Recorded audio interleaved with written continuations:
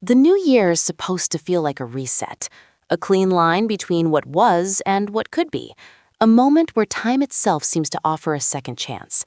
That's why this new year felt so unsettling, because instead of renewal, it brought recognition. Nothing exploded, nothing suddenly fell apart.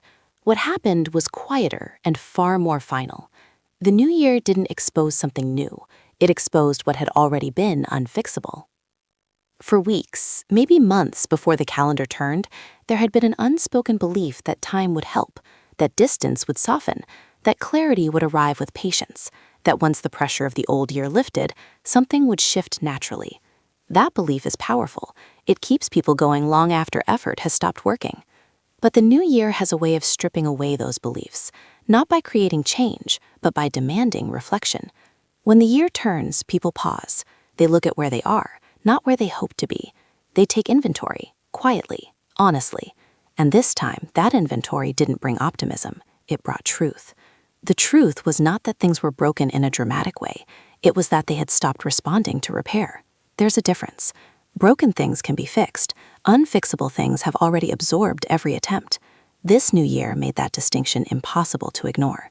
People noticed how little energy they had left for explaining themselves, how conversations felt repetitive rather than productive, how hope no longer felt motivating, just exhausting. That exhaustion didn't arrive with fireworks or tears. It arrived with stillness. Another reason the new year exposed what couldn't be fixed is because it removed urgency. The holidays were over, the distractions were gone, the reasons to delay honesty had disappeared. There was no upcoming event to get through, no milestone to wait for, no emotional excuse left to postpone clarity. And when postponement ends, recognition begins. The new year didn't bring sudden realizations, it brought confirmation. Confirmation of patterns that had been repeating quietly, confirmation that effort had become one-sided, confirmation that conversations circled the same unresolved truths, confirmation that the distance wasn't temporary, it was structural. People often confuse time with healing, but time doesn't heal what isn't being addressed. It only reveals whether healing was ever possible. This new year made that painfully clear. Another subtle shift happened as the year turned. People stopped framing problems as misunderstandings. Misunderstandings can be corrected. They started framing them as differences in values, needs, and willingness. Differences like that don't respond to discussion. They respond to decisions.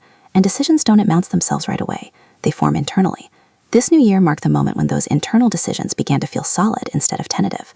What couldn't be fixed wasn't a single issue. It was the gap between expectation and reality. The gap between what people were giving and what they were receiving. The gap between the idea of connection and the lived experience of it. That gap had been widening quietly for a long time. The new year didn't widen it, it made it visible. Another reason this moment felt so heavy is because hope had already been adjusted. No one expected miracles anymore, but some part of people still expected relief. This new year didn't bring relief, it brought clarity. And clarity can hurt more than disappointment. Disappointment still contains hope. Clarity removes it. What couldn't be fixed wasn't exposed through conflict. It was exposed through the absence of motivation to keep trying. People noticed how hard it was to imagine things being different in the coming year, not because they were pessimistic, but because they were realistic. That realism felt sobering. Another quiet sign was how resolutions were framed. Instead of focusing on we, they focused on I. Not selfishly, protectively. People began thinking about what they needed to preserve their peace, what boundaries they would no longer negotiate, what they were no longer willing to carry forward. Those questions don't come from anger, they come from acceptance. The new year often asks people to define what they're leaving behind. This time, what was being left behind wasn't just a bad habit or a difficult season. It was the belief that everything could still be fixed with enough patience. That belief had been doing a lot of work, holding things together, delaying decisions, justifying endurance. The new year quietly took that belief away, and without it, everything else looked different. Another reason this exposure felt final is because there was no rush to replace what was lost, no immediate search for solutions, no frantic attempts to reset. People weren't asking, how do we fix this? They were asking, what do I need now? That question signals a shift from repair to reorientation. Once that shift happens, fixing is no longer the goal. Living honestly is. This new year didn't create a breaking point. It marked a recognition point. The point where pretending that things were still repairable felt dishonest. Where continuing as before felt heavier than changing direction. Where clarity outweighed comfort. What couldn't be fixed wasn't destroyed. It had simply reached its natural end. The new year exposed that end, not by forcing it, but by illuminating it. And once something is illuminated clearly enough, it can't return to the shadows. This was only the beginning of that illumination. The next part will explore how this clarity reshaped behavior in subtle but irreversible ways, and why once the new year exposes something unfixable, people begin moving differently even before they consciously decide to leave. After the new year exposed what couldn't be fixed, the first changes didn't show up in words. They showed up in behavior, quietly, naturally, almost without effort. People didn't sit down and decide to act differently. They just did. That's how clarity works. It doesn't argue with you, it adjusts you. One of the earliest shifts was how energy was spent. Before the new year, energy had been poured into maintenance, keeping things steady, avoiding disruption, explaining feelings that never quite landed. After the new year, that energy felt unavailable. Not because people were angry, because they were finished repeating themselves. Conversations that once felt necessary now felt optional. Explanations that once felt urgent now felt pointless. That's a critical sign that something has crossed from fixable to final.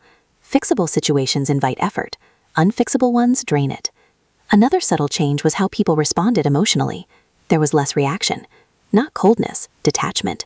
Situations that might have sparked frustration or sadness before now passed without much response. This isn't numbness, it's resolution. Resolution doesn't need to react.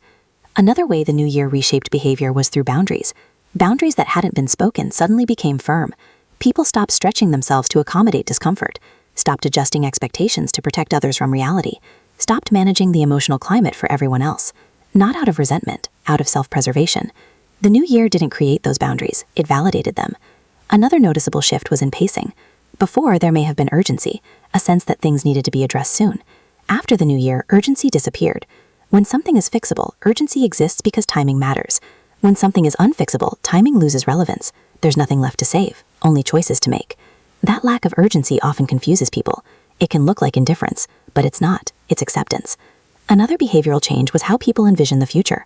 Before, the future was imagined collectively. Plans assumed shared direction.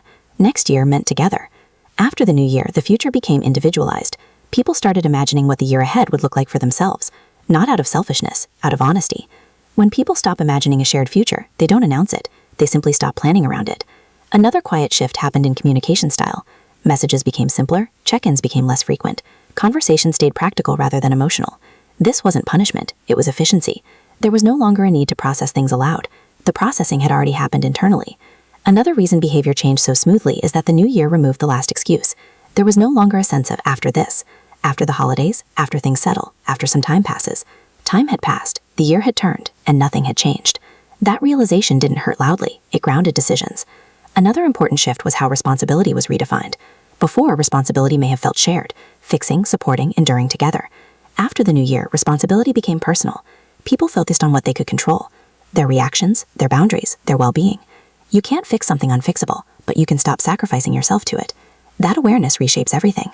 Another subtle that telling sign was relief, not happiness, relief. Relief at no longer having to pretend things were repairable. Relief at not having to carry hope that kept getting disappointed.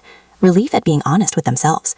That relief often comes with sadness, but it also brings peace, and peace changes behavior permanently. Another reason these changes felt irreversible is because they didn't require justification. People didn't need permission to step back. They didn't need agreement. They simply acted in alignment with what they now knew. Knowledge, once integrated, doesn't ask for approval. Another shift occurred in how people responded to the idea of trying again. The idea felt heavy, not inspiring. That reaction alone told them everything they needed to know. If the thought of repair feels exhausting instead of hopeful, the answer is already there. Another behavioral change was how silence was experienced. Before, silence felt tense. After the new year, silence felt neutral, even comfortable. That's a crucial transition. Tense silence means something is unresolved. Neutral silence means something has been accepted. Acceptance is the final stage of unfixable things. Another reason the new year mattered so much is that it aligned feeling and action. There was no longer a gap between what people felt and how they behaved.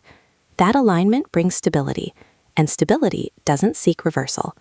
This is how endings actually begin, not with announcements, but with subtle shifts that feel right even when they're sad. The new year didn't tell anyone to leave. It showed them there was nothing left to repair. What followed wasn't chaos. It was movement. Slow, intentional, quiet. The next part will explore why this movement didn't look like separation at first, and how people often remain physically present long after something has ended emotionally. Even after the new year made it clear what couldn't be fixed, separation didn't happen right away. And that confuses people. From the outside, it can look like nothing has changed. People are still present, Communication still exists, routines still function. But emotionally, something has already ended. This is the stage where distance becomes normal. People remain physically involved while emotionally detached, not because they're indecisive, but because emotional endings and practical endings don't move at the same speed. The new year clarified the truth internally. Living out that truth takes time. One of the reasons separation didn't happen immediately is that familiarity still carried weight. Familiarity is powerful. It can keep people in situations long after connection has faded, not because they're confused, because familiarity feels safer than uncertainty. After the new year, people weren't questioning whether things could be fixed anymore. They were questioning how much disruption they were ready for. Those are very different questions. Another reason people stayed physically present is because emotional detachment reduces urgency. When pain is loud, people act quickly. When pain becomes quiet and resolved, action slows. There's no pressure to escape something that no longer feels actively painful. Distance dulls discomfort, and distance had already taken hold. Another subtle shift was how people engaged during interactions. They showed up, but they didn't lean in. They listened, but they didn't invest. They responded, but they didn't initiate. This kind of presence looks cooperative on the surface, but it's hollow. It's participation without attachment. That hollow participation is often mistaken for improvement, but it's actually the opposite. It's what happens when people have stopped trying to influence outcomes. Another reason separation didn't happen immediately is that emotional closure had already occurred privately. Closure doesn't require physical absence. It requires internal resolution. That resolution had already taken place. People had accepted the reality of the situation. They had grieved the version of the future they once imagined. They had adjusted their expectations. Once that work is done internally, there's no rush to externalize it. The urgency is gone. Another factor was responsibility. Even when something is unfixable, people often feel responsible for minimizing damage, for not hurting others unnecessarily, for not causing upheaval. That sense of responsibility delays physical separation, not because people are unsure, but because they are considerate. Another reason this stage lasts is because distance feels manageable. People tell themselves they can continue as things are for a while. They're no longer hoping for change. They're simply coexisting. Coexistence can last longer than people expect, but coexistence is not connection. Another telling change was how silence felt. Before, silence was tense. After the new year, silence felt easier, less charged. That's a clear sign that emotional investment has already withdrawn. Silence no longer demands resolution. It simply exists. Another reason people remain physically present is because endings don't always need drama. There's a misconception that separation must come with confrontation or final conversations. But when something has already been accepted internally, confrontation feels unnecessary. What would it change? That question keeps people where they are longer. Another subtle shift occurred in how people talked about time. They stopped thinking in long-term language. Future references became vague. Plans were framed loosely. Nothing was anchored far ahead. This isn't accidental. When people stop imagining a shared future, they stop committing to it. Another reason separation didn't happen immediately is that people were still adjusting to their new sense of self. Letting go of something unfixable frees up emotional space, but it also creates uncertainty. Who am I without this role? What does my life look like now? Those questions take time to answer, and while they're being answered, people often stay where they are. Not out of denial, out of transition. Another sign of this in-between phase was how effort changed. Effort became selective. People did what was necessary, but nothing extra. No emotional overextension, no compensating for imbalance. This isn't withdrawal meant to punish, it's withdrawal meant to stabilize. Another reason people linger is that distance itself feels like relief. Not happiness, relief. Relief from constant disappointment, relief from unmet expectations, relief from emotional strain. That relief makes staying tolerable for a while, but tolerable is not fulfilling, and tolerable doesn't last forever. Another important detail is that people stopped seeking validation. They no longer needed confirmation that their feelings were justified. The new year had already given them that confirmation. Once validation is internal, external approval loses importance. That's when separation becomes inevitable, even if it hasn't happened yet. This stage after the new year is often misunderstood. It looks like stability, but it's actually the calm after acceptance. Acceptance is quiet. It doesn't argue, it doesn't rush. It simply moves forward at its own pace. And once acceptance is in place, every step taken afterward moves away from repair, even if the movement is slow. The next part will explore how this quiet distance eventually turns into visible separation, and why, by the time it does, there's often nothing left to discuss. As time passed, the distance that began quietly after the new year started to take on a shape. Not a dramatic one, a visible one. This is the stage where people often look back and say, that's when it really ended, even though the emotional ending happened much earlier. What changed wasn't feeling, it was behavior becoming harder to disguise. Distance stopped being something people felt internally and started becoming something others could notice. Plans didn't just become vague, they stopped forming at all. Presence wasn't just passive, it became optional. Communication wasn't just limited, it became functional. This is when quiet acceptance turns into lived reality. Another reason separation becomes visible at this stage is that emotional buffering disappears. Earlier, people might have smoothed things over, made excuses, filled gaps. Now they no longer feel responsible for doing that work, not because they're angry, because they're done compensating. That absence of buffering makes distance noticeable.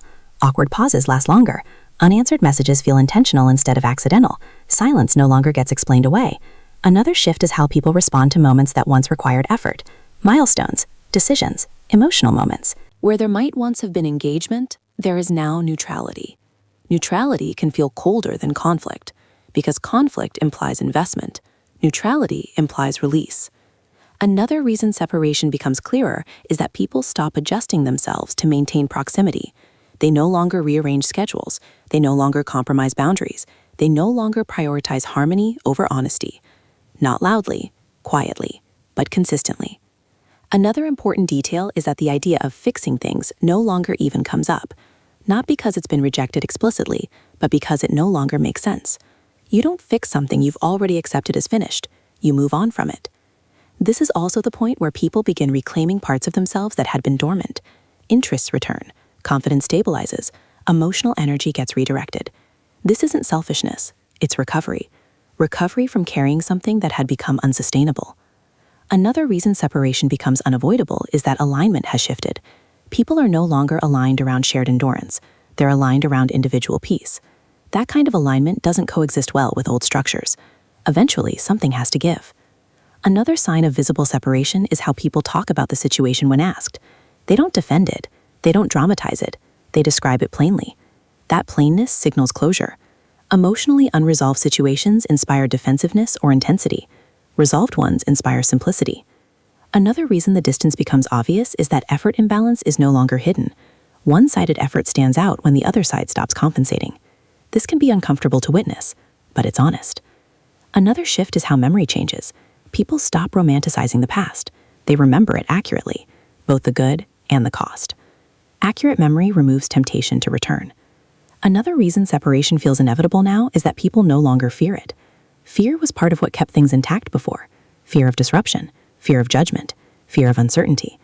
After the new year, those fears lost power, not because uncertainty disappeared, but because certainty about what couldn't be fixed outweighed fear of what came next. Another subtle but important sign is relief becoming more consistent. Not happiness, relief. Relief from tension, relief from pretending, relief from carrying responsibility alone. That relief reinforces distance.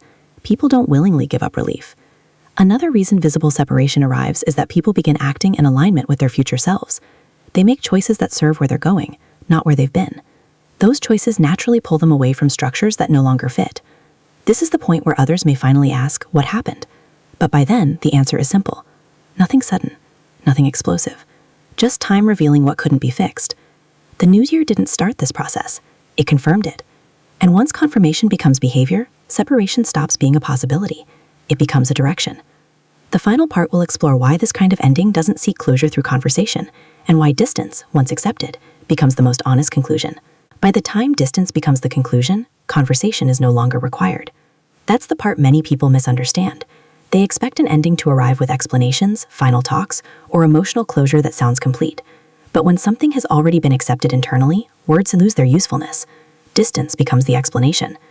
This kind of ending doesn't need agreement because it doesn't ask permission. It doesn't need validation because it's already been validated through experience. It doesn't seek understanding because understanding has already settled in quietly. What the new year exposed wasn't just that something couldn't be fixed. It exposed that people had already stopped asking for it to be. That's why the ending didn't look dramatic. Drama is an attempt to change outcomes. Distance is what happens when outcomes are already decided. At this stage, people don't feel the need to convince anyone of anything. They don't preview their case. They don't revisit the past looking for proof. They simply move in alignment with what they now know. And what they know is this: continuing would cost more than leaving. That knowledge doesn't create anger. It creates clarity. Another reason conversation disappears at the end is because there's nothing left to negotiate. Negotiation only matters when compromise is possible.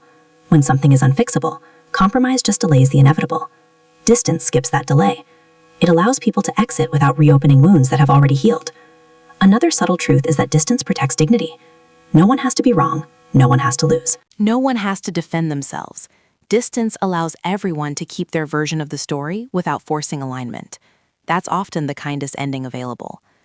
Another reason this ending feels quiet is that grief has already happened. Grief didn't arrive at the end. It arrived earlier.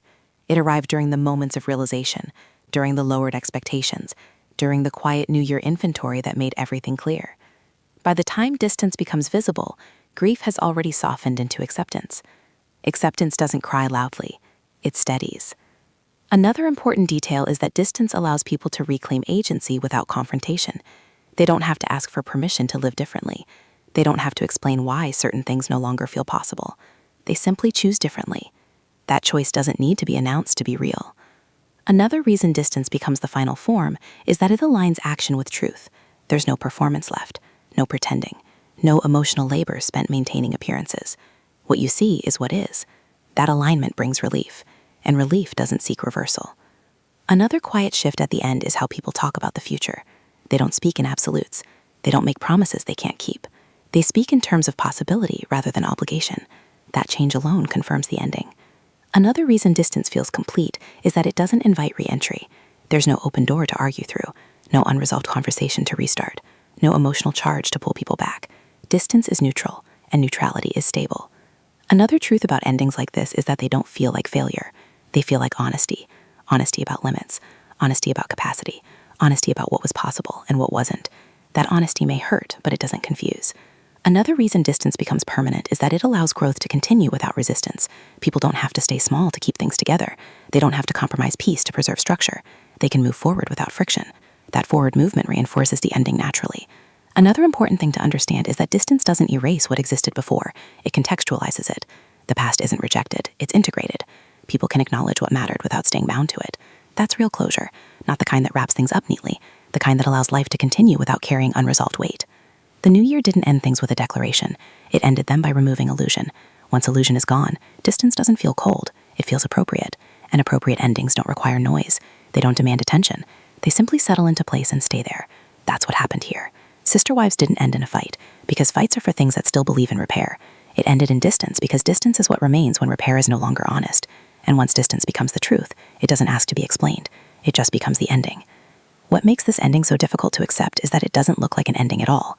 There was no moment everyone could point to, no argument to blame, no single choice that explains everything, just distance that slowly became normal.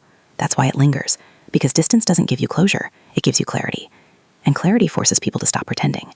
The new year didn't destroy anything. It simply removed the last reason to keep fixing what no longer responded to repair. What followed wasn't chaos. It wasn't drama. It was alignment. People stopped acting against what they already knew, stopped carrying what they couldn't change, stopped staying out of habit. Distance became the most honest conclusion available, not because anyone wanted it, but because nothing else fit anymore. And that's how things really end in real life. Not with noise, not with confrontation, but with a quiet understanding that the story has already reached its final page, even if no one says it out loud. Sometimes distance isn't failure. It's the moment truth finally wins.